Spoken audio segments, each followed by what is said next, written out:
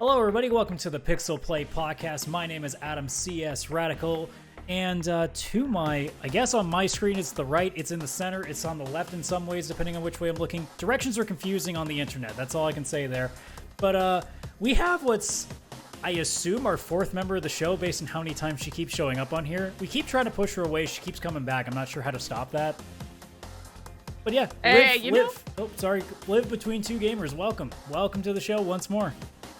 Thank you for having me. You know, I'll fill in when everyone is going on. I don't mind. Well, you know, it's one of those things where it's great to have somebody in a pinch when both of your co-hosts go on vacation at the exact same time. So, Kaylan in Hawaii, Chris is in Florida. I hate all of you. How dare you leave me in this frozen wasteland that is Canada, that is totally not having, like, basically 20 degrees Celsius days that feel like pretty nice spring that I really shouldn't complain about. But still, shame on you for leaving me. Yeah, they get nice weather and you get snow. Yeah, I know. I'm completely buried. Like, my window's right here. I'm on the second floor in an apartment. There is still snow above that. Although, wait, people are probably sitting there being like, wait. Igloos? There's igloo apartments? I didn't know that. I thought that's where you lived. I mean, we've kind of worked a little bit more. Now we have like these igloo complexes that we've been working on. It's something that we've been working on the last 300 years. So we're getting better. One of these days, we're hoping for igloo condos. That's the big goal. But in the meantime, it's just me, little old me here in the PixelPlay show. So we got Liv on here, and well, normally we have news things on, but apparently the news, as per usual, it seems in the summer, decides to take the week off, as it likes to do.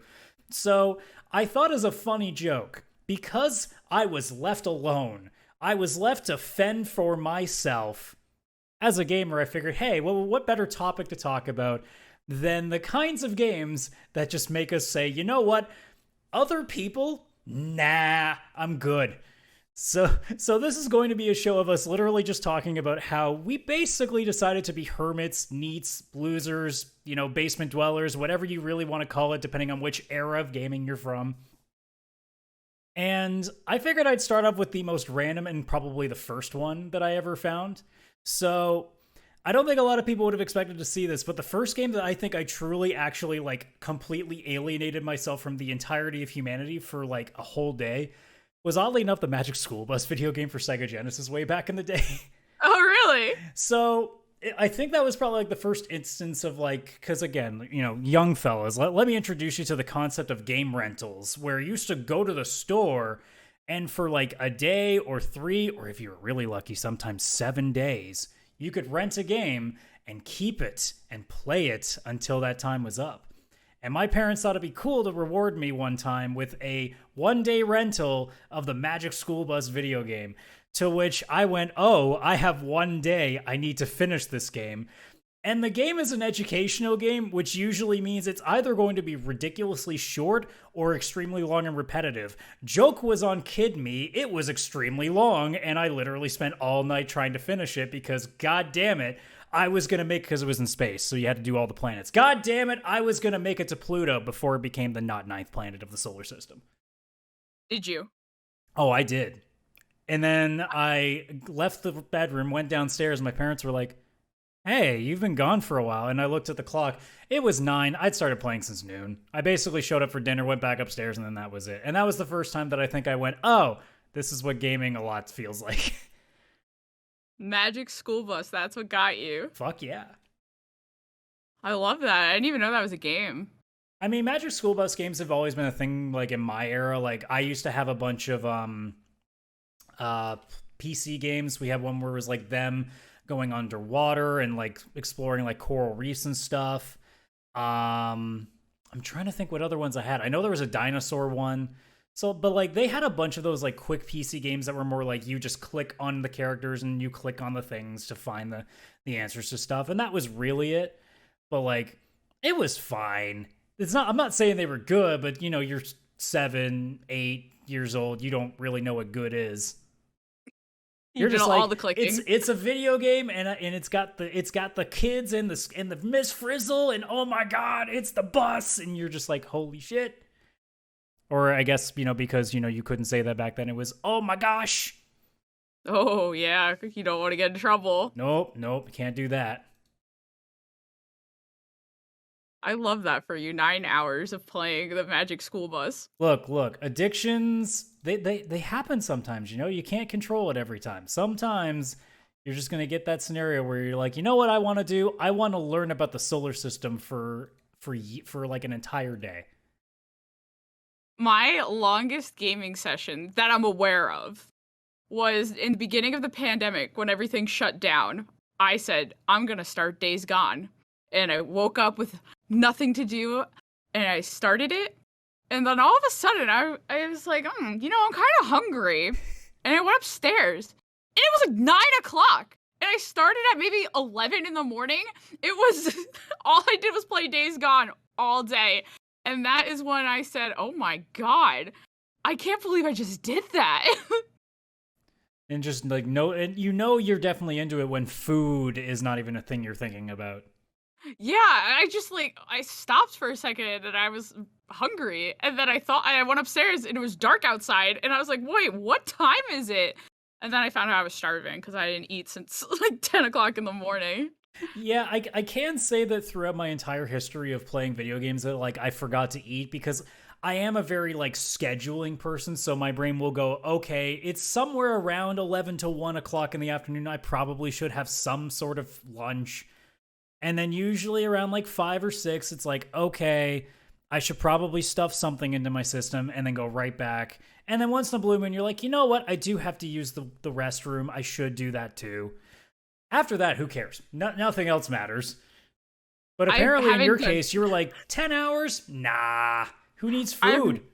I've never done anything like that before. I don't know what happened. I just knew I didn't have anywhere to be. And that's all I did. I played Days Gone and I was super into it. And I can't explain what happened to me in that moment. It was just moment. 10 hours later. I was going to say, it constitutes more than a moment. I'm pretty sure that was most of the game at that point. I put in a lot of hours into that game. A lot of people, did you play it? I tried it. I didn't really like it within like an hour of playing it, so I dropped it. Couldn't be me, as you could see. No, clearly you were okay with it. I really liked it. I had a lot of fun with my little motorcycle just riding around. Well, I think I struggled with it for a couple of reasons. One, I didn't connect right off the bat, which is a pretty big key thing for me. Like, if I don't like the main character within the first, like, couple of missions, you're going to have a hard time selling me. Whereas, I think on top of that, you know, the fact that it felt like it was trying to be stealth gameplay a little bit with you trying to, like, dodge your way around the zombies in the early game that, like, I couldn't, like, my brain with stealth games go, okay, I know they've got a better route. Because you think, like, Horizon, for example, since we're both, you know, big Aloy stands here. Yes. You know, you got the path that they're usually going to traverse. You kind of figure how you're going to get around it. The zombies didn't seem like they had any set path, which I suppose is realistic. But as a gamer, you're like, I need to kill you at some point. I want to do it silently, but you're making it very difficult. I don't think I stealth killed any zombies in that game. Only the bandits. I think I would mark all of them and then go in and try to stealth kill them, but I'm really bad at being stealthy. Yeah, I think if I'd probably taken a second look at that game, maybe I would play it a little more aggressively, but back at that point, I was like, I don't like the character.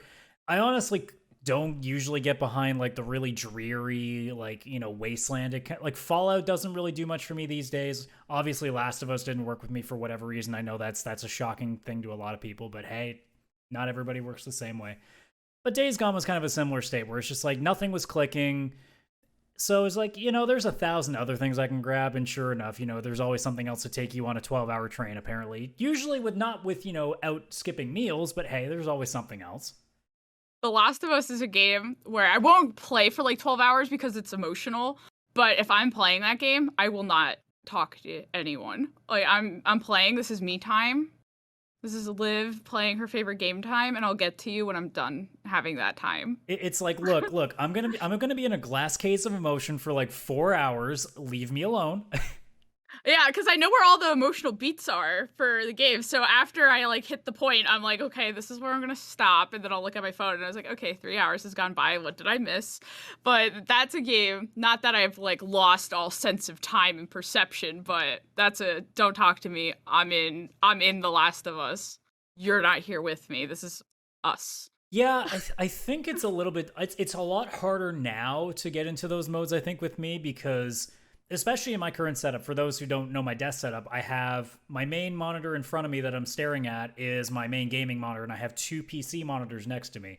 So no matter what I'm playing, I can almost always see something in the corner of my eye, whether it's somebody messaging me on Facebook or Discord or anything else.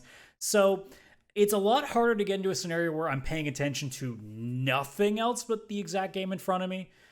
So it's definitely a little bit different based on the way tech is. It was certainly a lot easier when I was a kid because, well, what was somebody going to do? Call you on the phone?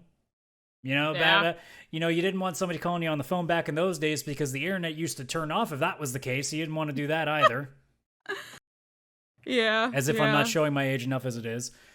Because, like, I'm trying to think of when the biggest one was. I want to assume, like, the most time I spent playing a game at all was the release day of Mass Effect 2, because I got that thing as soon as I could at 8 in the morning. GameStop opened a little bit early for pre-release on that day. And I'm pretty sure I played that from 8 a.m. all the way till, like, 3 in the morning the next day. Obviously taking necessary food and pee breaks, but otherwise, like, it was just straight up nonstop. I am saving the goddamn galaxy and mostly, trying to get into the pants of several space aliens. But hey, that's a different story. But mostly saving the world. No, the one game that I played, I believe I told this story, but when The Last of Us Part 2 came out, I went radio silent launch day until I finished it. I would not go on social media because I worked at a different lawyer firm. But I remember on Thursday, I took off that Friday, and I said, I'm going to go pick up my game, and if anyone ruins for me, on Monday, we're suing. And he was like, okay, have a good weekend. So I finished that game. I started Friday, or I would be Thursday at midnight, and I finished that game Sunday at 10 o'clock in the morning. And how many hours do you think that was in total? Oh, it was 22 hours. I played in, like, bursts of 4 hours and then napped. Yeah, it seems like the kind of game that you can't exactly, like, play in a really long string, because that thing, apparent from especially Part 2, which I have heard from several people, is a very emotional game. So it's definitely a game that, like, unless you really, really can handle that, you're probably not finishing it all in one big sitting. You're definitely taking pauses. Yeah, and I want to try to find all the collectibles and stuff. So I was like, I need to get through this just this weekend. And then my next playthrough, I'm going to look through every corner. Like, I just didn't want anyone to ruin that experience. So I think I tweeted something like, I'm not looking at my phone. Unless you are dying, don't call me. Because I was busy. So would you say then, because we're going to still talk about a bunch of games like this too and just riff on things for a while, would you say that a big reason why you kind of get sucked in is, what do you think is the biggest one? Is it more just like, the emotional connection? Is it like a really, really heavy story? Is it just like super fun gameplay? Like, what do you think is probably the easiest way to get you lost? So I would say I was really into Days Gone for reasons like it was my first. I didn't really play open world games because I like a lot of, like, this is the story. So Days Gone and Horizon Zero Dawn, I played those around the same time, and I was like, oh, there's like a new genre of, like, game for me out there.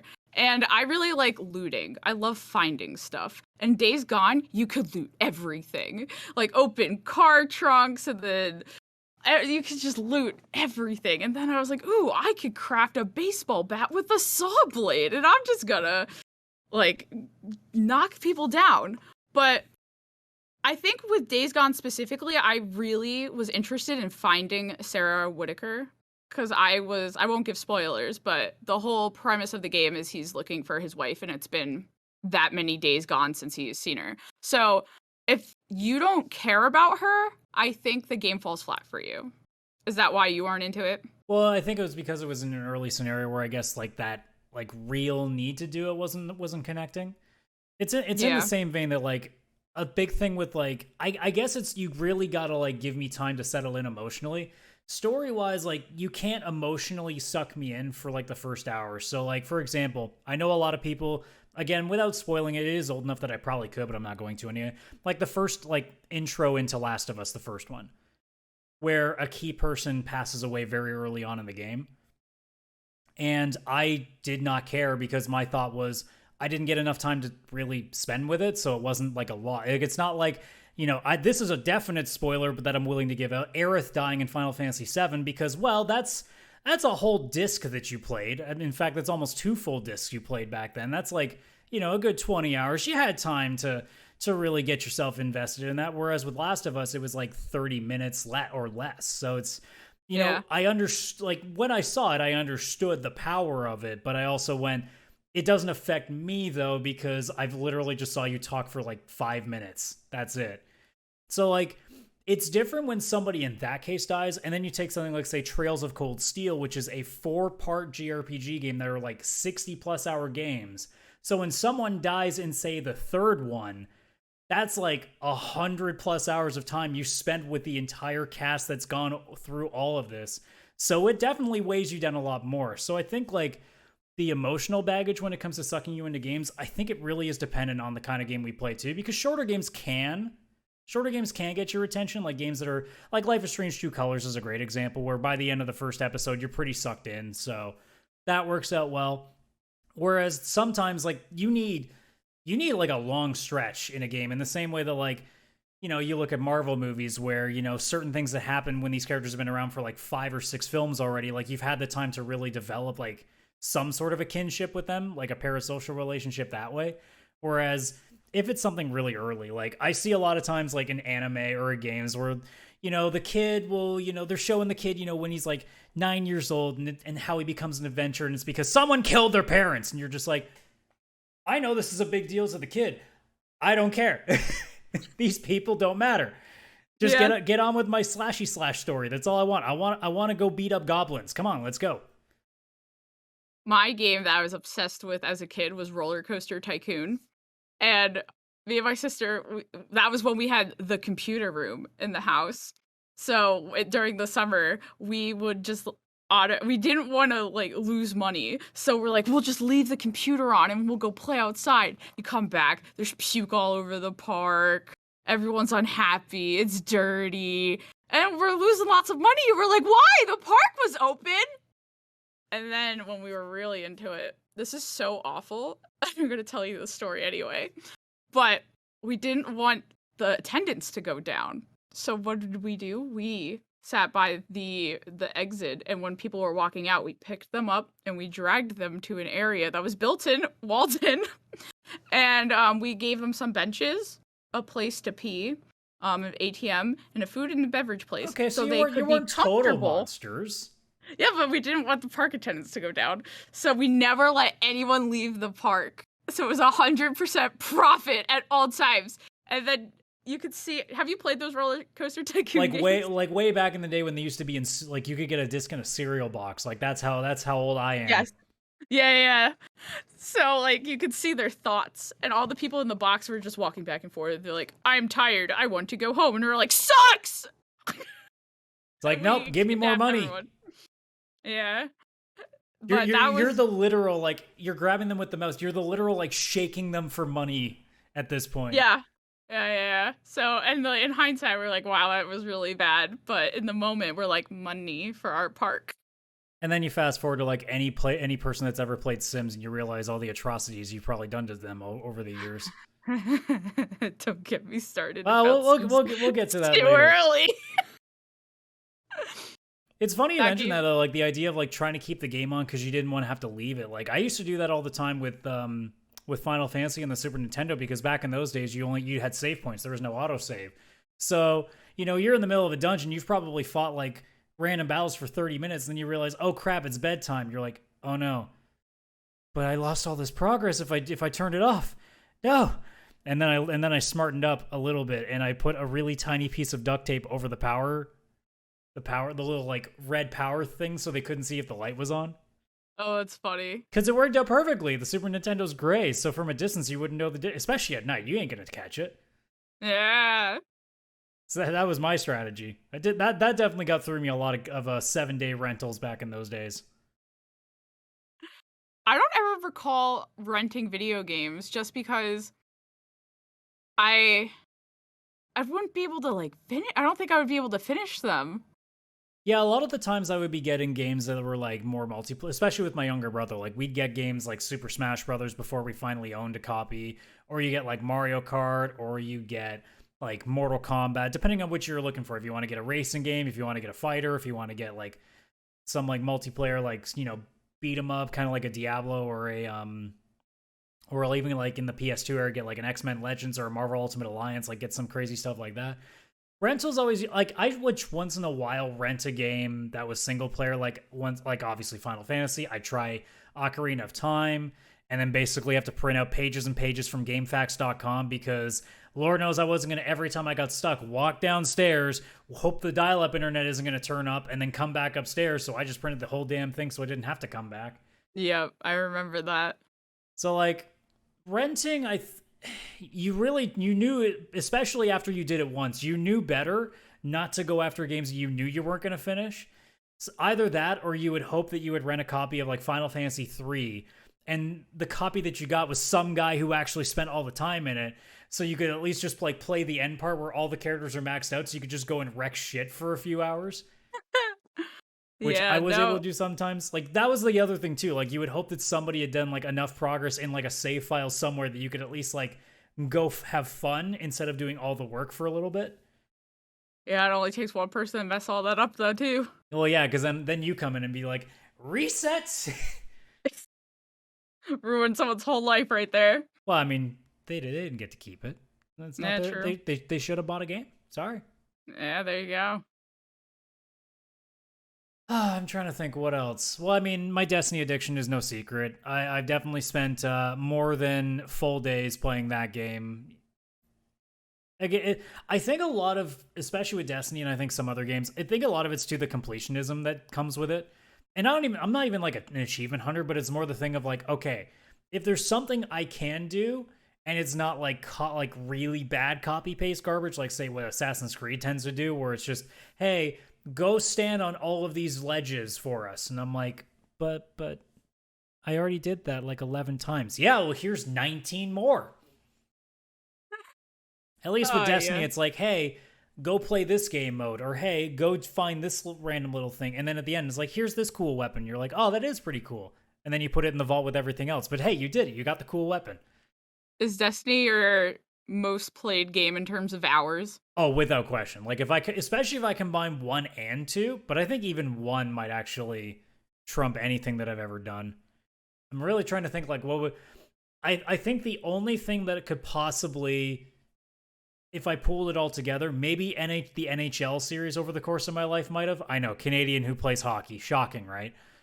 But like that's probably the closest thing I could say if I took all the time that I played in the NHL games and then stuck them up against Destiny. I still think Destiny would win, but that's probably the best shot that I'd have. Because I played, I professionally is the wrong word, but I competed, with a team in NHL for at least like 3 years. Didn't do very well, but that's why I say competed loosely. So like that was a good chunk of my time. So that was definitely a bunch of it. But yeah, Destiny, I know in Destiny 1 alone there's like almost 2,000 hours in, and I'm pretty sure with 2 now I've got like somewhere around 500-ish, if not more now. So now that I'm back into it too, go figure, that number's going to start climbing again. Yeah, that'll happen. I know on my PlayStation it's The Last of Us, and you're like, how can you have so many hours in The Last of Us multiplayer? On my PC, on Steam, Dead by Daylight, but on PC as a whole, it's Sims 4, and it's not close. And then on my Switch, it's probably Animal Crossing, because when that came out in the beginning of the pandemic, that was godsend. There was nothing during that time. Yeah, there was no better time to release a game like that. Like, man, if EA had any sense of them, if they had any sense of clairvoyance, making a Sims 5 and releasing it right around that time would have been the greatest thing ever for them. And yet here we are like 3 years later after the pandemic is quote unquote like finally starting to dissipate, and we still don't know anything about a Sims 5. So it's like, all right, so I guess they're just happy getting the few suckers that are still buying the expansions every single time. So I suppose whatever floats their boat, I guess. Yeah, Sims 5 ain't close. I don't think so. The modders are holding up that community. Well, that's the thing too. Like I'm sitting there being like, man, the modders must be sitting there being like, okay, I guess I'll keep making stuff, but God, can you guys give us a new game so like I can literally just like redo all of my stuff and get paid more? Like, come on. I have no idea when that's happening. You know, I honestly said like somewhere around like 2018, 2019, I'm like, man, this would be a great time to start announcing it again. And here we are in 2022, and I'm like, hey, it would be a great time to announce it again because we got some really like I think it could benefit from like a slight graphical update. Like, I don't think you want to go too much further because then you get an uncanny valley territory. You don't want to get too real with Sims. But like, I think they're at a point that if they just like, make it so it doesn't look like it would only work on a 480p monitor. It'd be nice if, you could actually like have like a 4K resolution version of what they have. I know there are mods for it, but they also make your computer explode from what I understand. So they're probably not the greatest idea. Yeah, no, I can't say I've downloaded mods for that, but there is a mod for everything in Sims. Yep. Yeah. And modders are just so smart. Like, I don't know how they do any of the stuff. Like, there's this one Sims mod where do you play Sims? Yeah, I mostly for the creation stuff. So like I have a lot of mods, but they're mostly apparel stuff because I just like creating like entire worlds. Yeah. So if there's like new careers where you could like go to work with them and you load the environment. So someone was like, let's do that for school. And they made a whole elementary school for the children, and they would go to different classes and they have like activities that they need to do, like a checklist. I was like, you're so smart. Like, how do you do this? Yeah. Sims is that game that I don't think I play because I want to like live a fantasy because, well, I do. It's just Sims is not the greatest one for living that because it makes you mad because, in the Sims world, you actually, can afford a house, have a good job, actually enjoy life. Whereas here it's like, hey, you want to buy a house? I hope you win the lottery, son, you son of a bitch. Sims could be whatever you make it, and that's why I've been playing Sims for as long as I could remember. I definitely have like dry spouts, and then at some point I'm like, you know what, I haven't played in a while, and I'll completely like re-download it with a plain world and be like, all right, time to start just making like houses and families again. Yeah, I don't know if it was my longest gaming session, but I started playing Sims. I used to play on my laptop in high school, and I remember starting playing it at night around like after dinner, and all of a sudden the sun was up and I was like, I haven't gone to bed yet. And I was like, what time is it? And it was like 7:00, the sun's coming up. And I was like, oh my God, like I don't have time to be playing Sims. Well, look, you were too busy having like, a really, really fast day that you lose track of time. Sims 4 just kind of makes it be like, yeah, days are like 5 minutes. Sims 2. My favorite part about Sims 2 is if you left the lot, you could be off the lot for 4 Sims days and come back, and it's still Monday at 5:00 when you left. I would go out and have like this huge adventure, and then you come back and you're like, it's still Monday, it's all good, I can go to work tomorrow. Yeah, if only vacations work like that, right? Yeah. You just leave your house, if you can afford the plane ticket, because I can't. You go to like Hawaii, you go and chill for a week, you come back, and you just walk right into work the next day, and everybody's like, "Hey, how was your evening?" I'm like, "It was great. I went to Hawaii. I did this, and this," and they're like, "That doesn't make any sense." You're like, haha, Sims. I can't get to the refrigerator because a plate's on the ground. Like, yeah, it is kind of the weird quirk of The Sims, where like. You look at in front of you and there's really nothing there, and then you realize for some reason, because you placed a table ever so slightly, it's leaning in, that now they can't get through this one little section, and they refuse to do anything else. My favorite is when they're eating at the dining table and they'll get up and walk to a different seat and sit down and start eating, and then they'll get up and go back to the other seat and just like, sit down and eat the spaghetti. It doesn't take 5 hours. Yeah, you try to get a meal in because you're like, okay, I'm going to get a meal in, and then I also need to practice my guitar skills because my job requires me to do that, I also know that at some point, like, I want to go out and go see the club and see what's going on, and then 6 hours later, you're like, I'm still eating spaghetti, what am I supposed to do? You're like, oh no, I can't get to the refrigerator, the plate's on the ground. I love Sims so much. You're eating spaghetti, you get up, you go watch what's on the TV. 5 minutes later, you finally take one more bite, and then you stare at the TV for another 20 minutes. And then your friend comes over randomly, and then now you get into a conversation with them for 30 minutes. And then for some reason, they go on, even though it's not their house, they just walk over into your bedroom and turn on the stereo over there. So you just happen to just feel like, what's that noise? And you walk in there, and now you're suddenly like you're tapping your foot, being like, I like this song.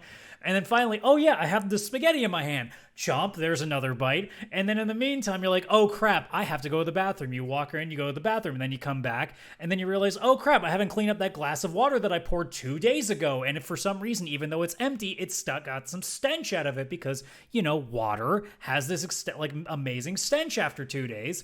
So you clean that. And then you realize, oh, my friend left, so I better say goodbye to them. And then the neighbor just comes up and hands you something and is very mad at you because your music was on and it's really, really loud. And then you realize, oh yeah, I have that plate of spaghetti. Chomp. And that's 3 hours. That's The Sims in a nutshell. I had a Sim that every time they made coffee, they would drink it in the bathtub. They would get naked, turn the bathtub on, and drink coffee, and I couldn't stop it. Like, I couldn't, unless I canceled the action, which meant no coffee. They had to drink their coffee in the bathtub.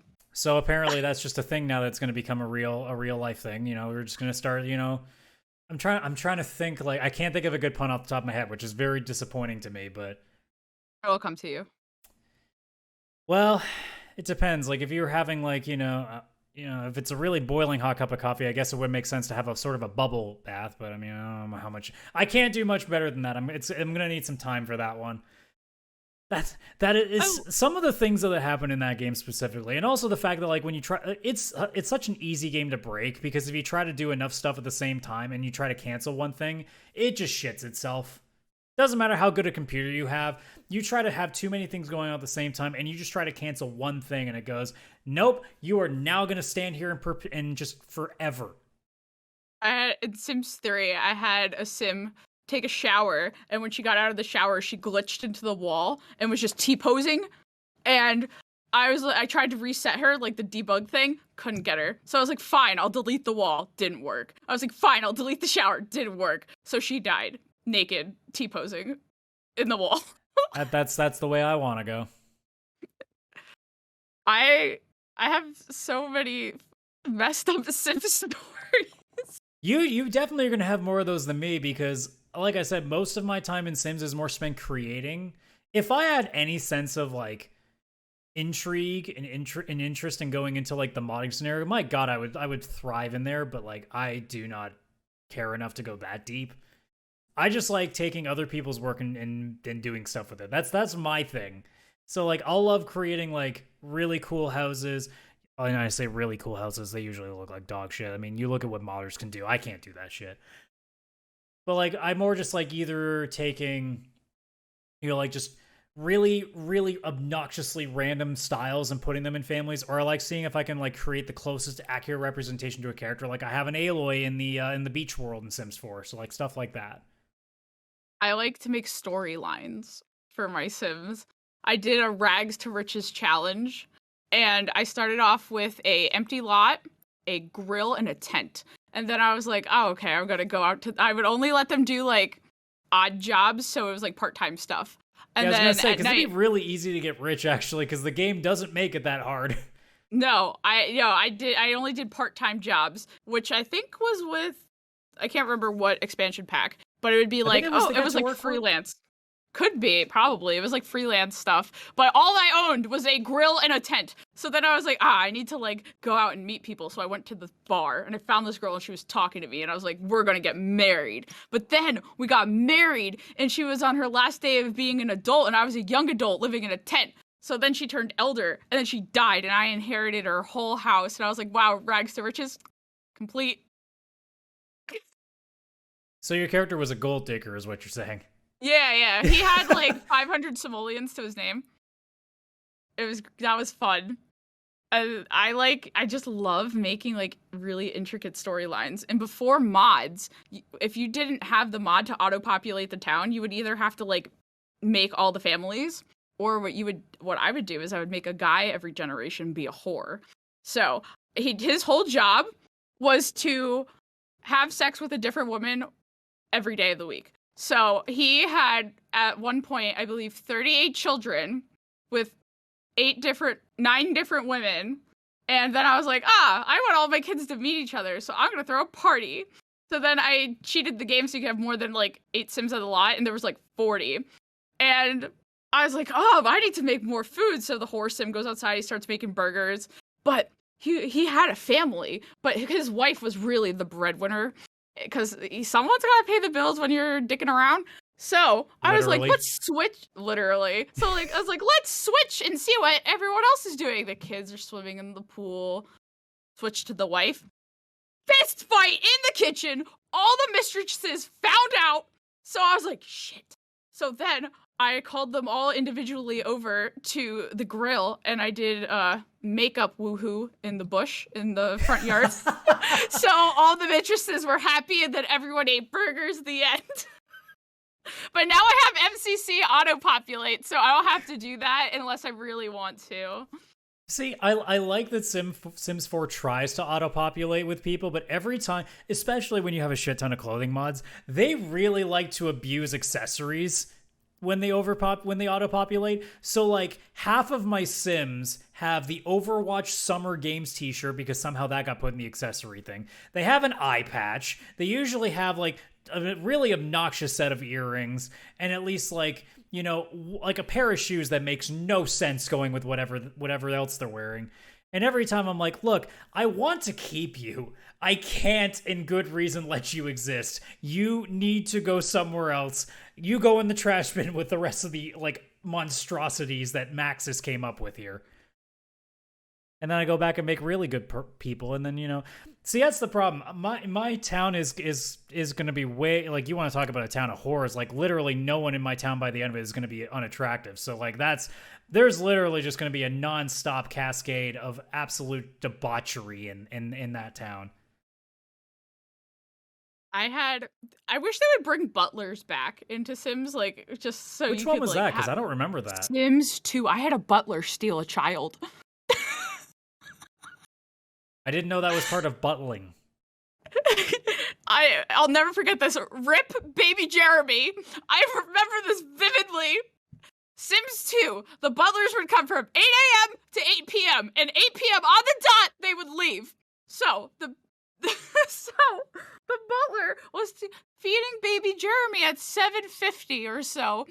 8 o'clock, he was still holding baby Jeremy in his arms, and he walked down the stairs, and then he walked out the front door carrying my child, and I kept clicking on him, but the butler was leaving. I was like, stop it, and then he came, and he just took Jeremy, and, you know, I was like, okay, he's gonna come back tomorrow. He did. There is no Jeremy. He's gone. He stole my child, and I saw it happen, and this was Sims 2. This was a long time ago, and I still remember Jeremy the Sim. I mean, Jeremy's probably, you know what? You know how, like, you know, like Jerry Springer and Maury Povich, there's like these reunion shows. I think that it's been long enough. I think we could do a reunion show. We'll find somebody to play the role of Jeremy. You know, Jeremy's like 25. He's really grizzled. He's got like a big ass friggin' like porn stash. He's like a lumberjack, and you'd be like, Jeremy, what happened? I've been through some shit. I was abducted as a child, and my mom watched it happen. Actually, wait, who are we kidding? It's probably gonna be like, you know, he's got the twirly mustache. He's got a big top hat and a suit. He's like, I became the greatest butler in all of human history. Sims 2. I had so many troubles in Sims 2. There was this expansion pack. It was like the family fun pack, and you could have your kids work out with you. So the father was like an Olympic athlete or whatever. He was like the MVP of the soccer team, whatever, football team. So his son, who was a child, was like going jogging with him in the summer. Don't go bring your child jogging with you in the summer, because what will happen is they will be gone for so long because you are an Olympic athlete and your kid is a child, that when you come back some hours later, he will pass out on the sidewalk. And because he's passed out on the sidewalk having a heat stroke, he's not on the lot, which means you can't interact with him, which means child services will come and take away your child and your dog. I mean, And, to be the fair, election didn't work anymore. It took it off, so I couldn't have any other kids, and I couldn't adopt another dog. you deserved it. You should have known better. Man, I love The Sims so much. Because that's the thing, right? Like in my scenario, like I said, I don't have a lot of those because they're more along the lines of just more like glitchy stuff rather than like funny stuff like that. Because again, more of my stuff is creative, but like you literally like if you play The Sims like legitimately like playing through it and like just going through random families and doing stuff, the amount of dumb shit that game just processes. Which is why I really do want to see, because Sims 5 has always been rumored as being the multiplayer version of it. I want to know what dumbass shit that can happen if you have a bunch of people on a server together doing stuff. How many babies are going to be kidnapped? Liv's going to go around. Liv's going to play a character as a butler and just going around kidnapping babies and be like, "This is for Jeremy." I'll be like, "Where's Jeremy?" I still remember his name. It's been like over 10 years. It's oh god. That is kind of the beauty though of games in the end, is like the ones that really suck you in, like you just don't forget about a lot of it. Because I mean, it goes beyond even just single player. Like the amount of times that I remember, in my teen years, just being around a bunch of people and we'd be up all night playing like Halo System Link wise and just going nuts in that, or like all the nights that I would spend with friends over and we'd be playing GoldenEye or anything else like that. Like it's so easy to get sucked in, and it's why it drives me nuts when you see so many people that saying, "Oh, gaming is addictive." I'm like, yeah, but you're equating it the same way that we addict talk about alcohol. Yes, gaming can be like addictive in the same way, but like we're not talking addictive necessarily as it's automatically like you become, an absolutely like lifeless person. It's like, no, you become a person that's like extremely happy. And like not fake happy, like a lot of drugs kind of put you in. It's more like, oh my god, this is like the greatest thing that I've done in such a long time. It gets you in a better mood. It actually is a lot of times too. Games can actually make you think differently because you suddenly get put into a situation you're not used to, and that changes it. And then most of all, if it's with friends, especially like if you're doing like big like back in the day of system links, or nowadays like you're playing online with your friends. And you're going around playing like Borderlands or Dead by Daylight and having a badass time, sure, is it addicting? Yeah, but it's the good kind because you're getting your social instinct in, and you're also getting like you had the amount of stupid stories, like even with Dead by Daylight alone, the amount of stupid stories that you can come up with like things that happen because of somebody playing as the hag and just like making really weird noises every time you teleport kind of level stuff. I always try to see if we have a friendly killer or if they're actually like, trying to play the game. I always try to like spin around them and dance, which is just like pretty much teabagging because you can't really dance. But It's really open to interpretation. Are you teabagging me or are you dancing? Well, at the very least, if you can't be teabagging, then you can't assume that it's always. You have to assume it's good because you're giving a cute little pirouette. Like, what are you gonna ask for? Exactly. Well, what else can you think of? Like, what else do you think you got seriously lost into? I think I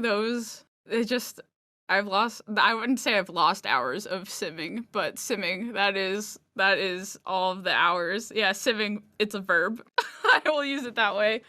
But honestly, to round it out, because the Sims is so different than Days Gone, obviously, and The Last of Us. Those, I'm there because that is the story that they are telling. But The Sims, like, each time it's different. So, like, one time I'll try to do, like, oh, I want to be a celebrity, and then I put his, like, little, like, Hollywood star down on the map, and, like, generations later, I'll be like, oh, look at Bruno! He was such a good singer! Go, Bruno!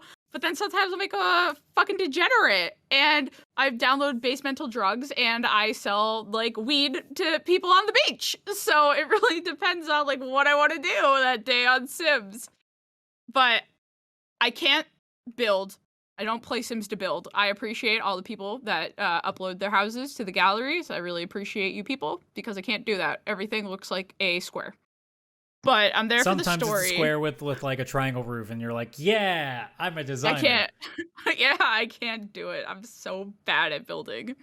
My spatial intelligence is so terrible. Like, I can't. I'm like, oh, this is gonna look so good.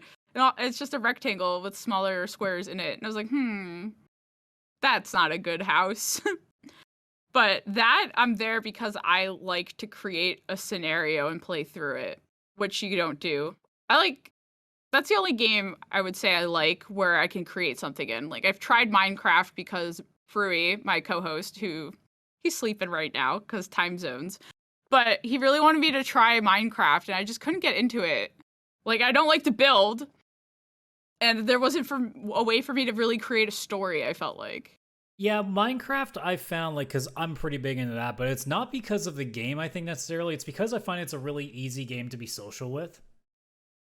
Yeah, It's a lot of people do it's like definitely that. a game that like whenever because I have a bunch of friends and usually we'll play things like Destiny or sometimes we'll play Fall Guys or we'll play Killing Floor. Minecraft is a game that works if you don't really want to do anything hard and you just want to like talk. And especially in when it first got released on 360, when it first got its like I think that was the first time it was put on consoles. And No. that was right around the time that I was still in my competitive NHL phase, and I use that competitive loosely, where I was like a real angry person, and then Minecraft came out, and I was like, "Hey, this is different." And then a bunch of our friends were like, "Hey, you want to do that?" I'm like, "Yeah, screw it. Let's go have some fun in that." And for like a month straight, that's all we played, and it was the Yeah. most relaxing thing because it was finally just like, "Hey, here's this crazy ass mountain. You want to try to build an evil lair in there?" We're like, "Fuck yeah, I do." Why not? Because and again, like I think a big part too of getting lost in, and especially multiplayer games, it's again the social aspect of it. Because depending on the kind of game, now we're not talking like super competitive games where you're all like yelling at each other because you know your KD is less than 2 that night. But you're sitting there being like, "Well, my Borderlands play is probably." Yeah, like, yeah, guys don't want me on my team if you want to win for shooty games. It's not a no for me, man. Yeah, I feel like if I recruit you, it's for the lulz. That's really what it's for. Team morale. Exactly.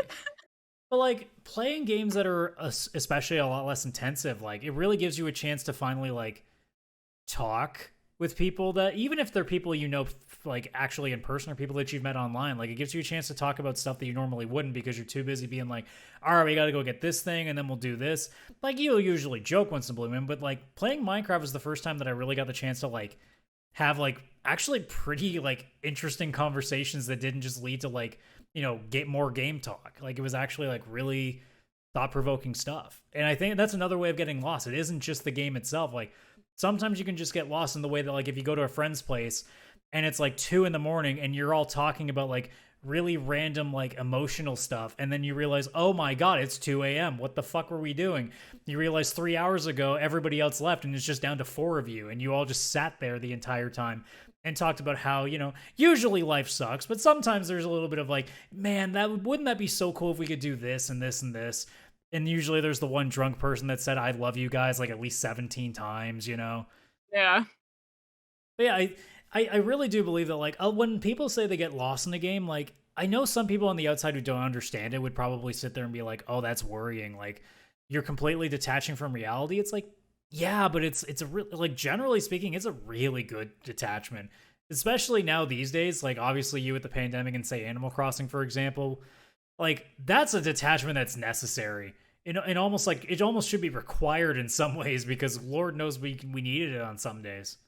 That was so nice when that game came out. I bought a Switch to play Animal Crossing because the last time I played Animal Crossing was on the GameCube. I didn't own it. I had like the original DS and then I moved on to like the PSP and then I really became a PlayStation person. So this was the first time where I was like, no, I really want to play Animal Crossing. And just to like be in debt to a raccoon and just like plant peach trees, that fish catch some butterflies. I was like, this is the game the world needs right now. And that was probably the most I talked to people like in the beginning of the pandemic. It was like on Animal Crossing. It's like, you want to come to my island and see it? And we're like, oh my god, like what'd you do today? And we're like, yeah, so and so has COVID, so I'm quarantining. But like, look, I built like this whole village. You want to come look at all the stuff I have? And I was like, okay. Yeah, you're just like, here, look at the world that I wish I lived in.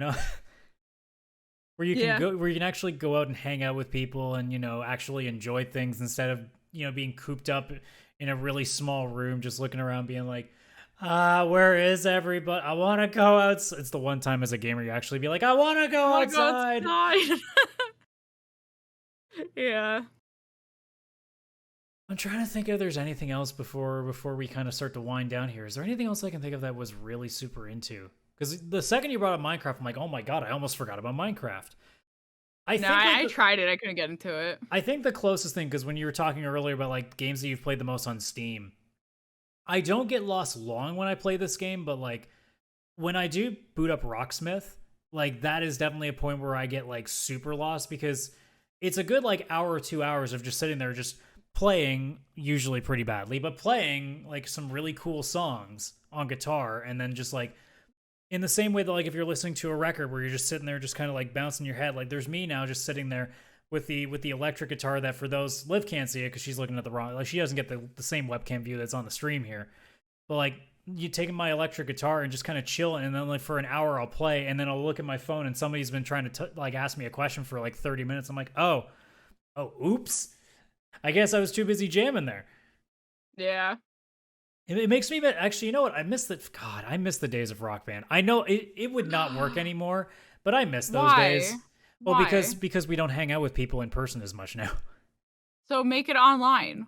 Well, yeah, but then you're spending like, especially if you want the full set, you're spending like $200+ for a drum kit that you maybe don't use all the time because you're more the guitar guy or you're more the microphone guy, and everybody else, like now everybody has to commit to buying this $300 package of plastic shit. I want Rock Band back so bad. If there was a way to make those things cheap, man, it would be great.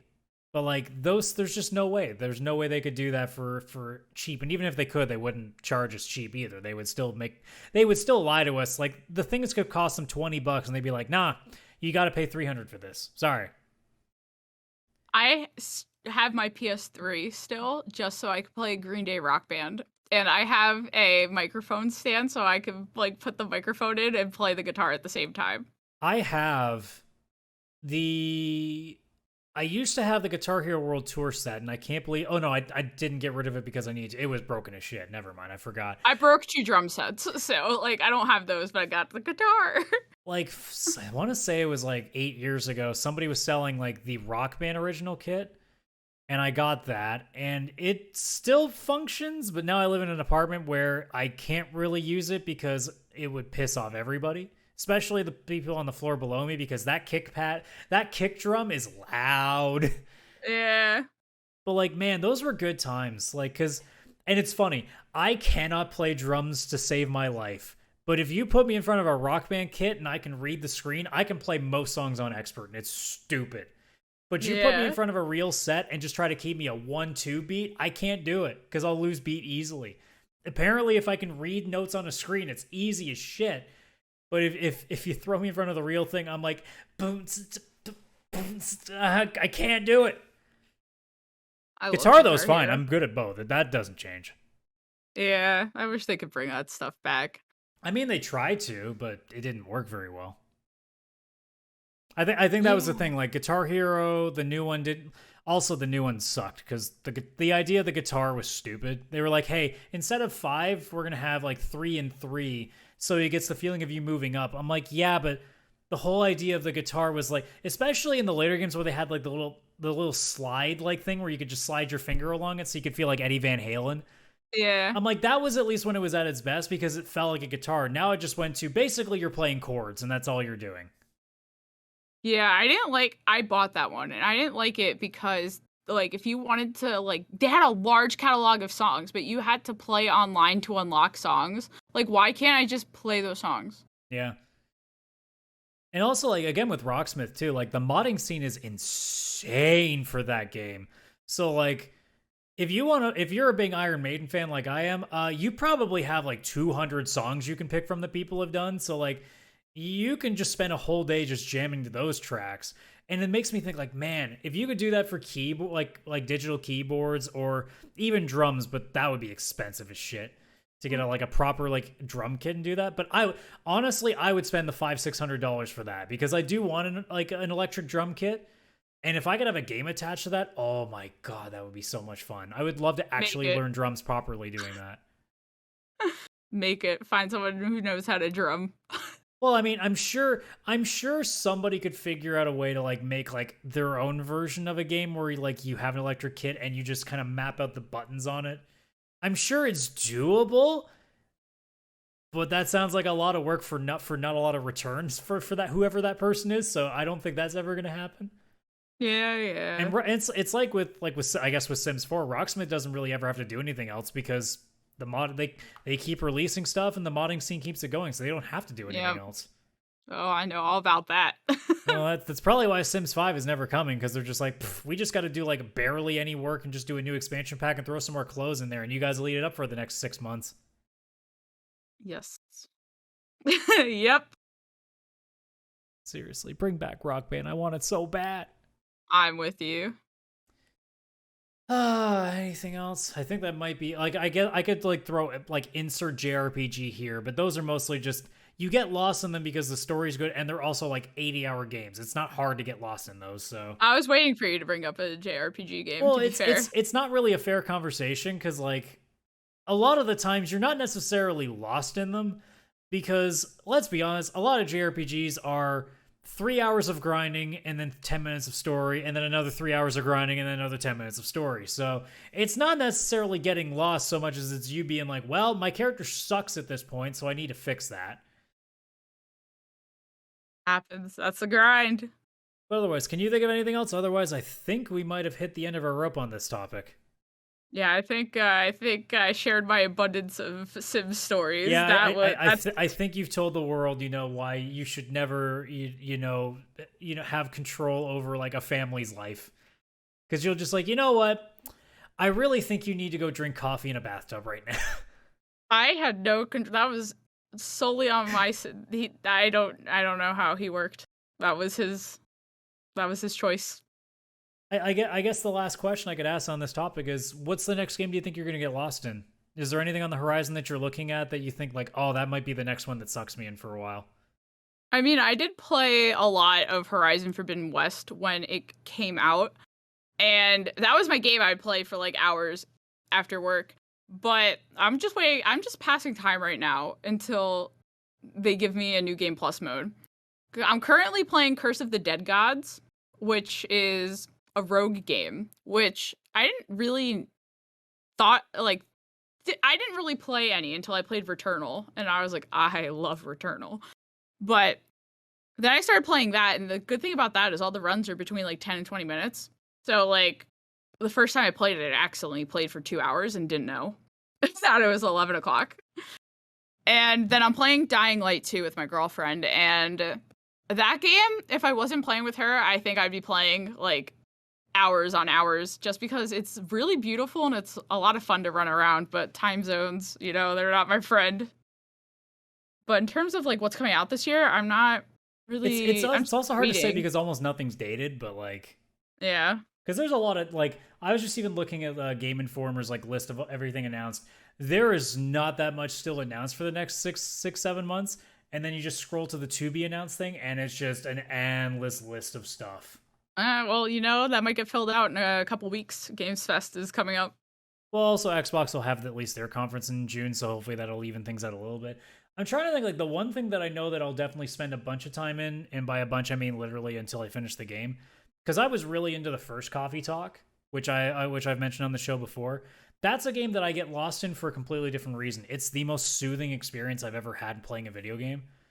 I finished that one. They do have episode 2, Hibiscus and Butterfly, hopefully coming out this year. I don't know if it's weird because one of the members of the development team passed away recently, so like it's in a weird like space of, I'm assuming they're gonna push it out still, but it's a matter of, are they taking their time now because they want it to be really good now in the honor of said person. So it's definitely a wait and see. But like, I replayed it again recently and the same thing happened. Like, I felt really super chill and just kind of enjoyed the story again. So I think that's probably like the closest thing I can get, because like I know I'll probably play God of War Ragnarok, but like I don't think that's going to be like a super get lost in that game in the same way that like others are.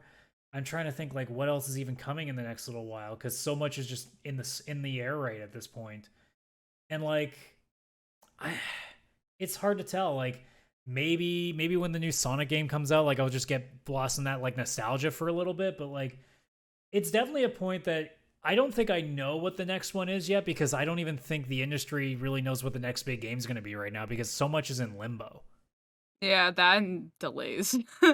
Yeah, I mean, we're now at a point where it looks like Xbox may not even have like a marquee game out this year, which is pretty crazy considering, everybody talks about how great Game Pass is, and they might have to a point where like if you were hoping for that big AAA game on Game Pass, you might not be getting it now, because it might just be a bunch of smaller stuff, which hey, it's still a good deal, so regardless of that. But like, now everybody's gonna be looking at PlayStation being like, please, for the love of God, don't delay all your stuff too. Please, we need something to talk about. Yeah, what about Stray? I want to play that cat game. IGN sitting there in shambles being like, how are we gonna give the elusive 9 to something this year if nothing comes out?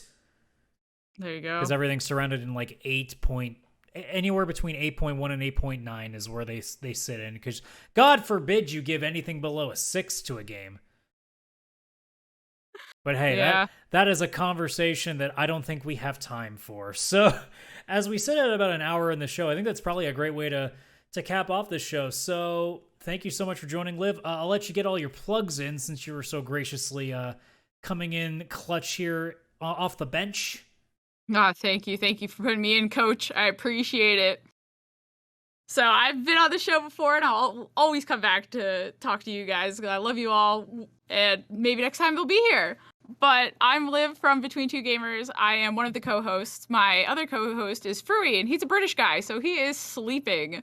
But we release 2 episodes a week, one on Wednesdays, which is our main topic, and then we do a Friday news and rumors show, which is new to 2022. So we're on all major podcasting platforms. Our link tree is Between2Gamers with no spaces in it. So we're pretty easy to find. Yeah, and it's a fantastic show. I do suggest everybody goes and listen to that. If you're already listening to this show, which I guess you have to be if you're listening to this right now, you should be checking them out. So yeah, check out everything. I do have it on the screen here if you're watching the YouTube version, the link tree to all of their stuff there. So please check out that. So with that being said, again, thank you so much for joining us, Liv. And thank you to everybody who watched or listened to this show as, we cap things off here. So if you are looking to know anything about us, obviously, if you do the usual stuff, you better like and subscribe if this is on YouTube. If you're on any sort of the audio platform, Spotify, Apple Podcasts, Google Podcasts, Stitcher Radio, Pocket Casts, I don't know a single person that uses that, but hey, I'm sure somebody does somewhere. Hey, I'm not judging.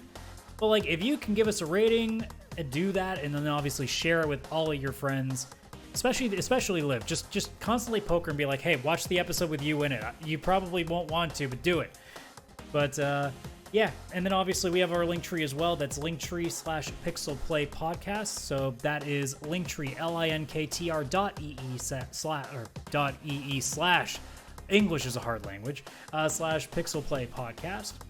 And that gives us all of our socials, link to our Discord, which you should join as well, email address, all of that stuff that you need. So please check that out as well. So once more, thanks, Liv, for joining me. Thank you to all the viewers for checking out the show. And thank you for joining us on this. I almost went without it, but thank you for joining us on this nice 69th episode of the Pixel Play Podcast. We'll see you next week, every Wednesday at noon, and then obviously Saturday mornings at 10 a.m. for our retro show, Cartridge and Quarters. Everybody, have a good night, have a good day, have a good afternoon, whatever it may be where you are, and we'll see you on the next show. Bye-bye for now.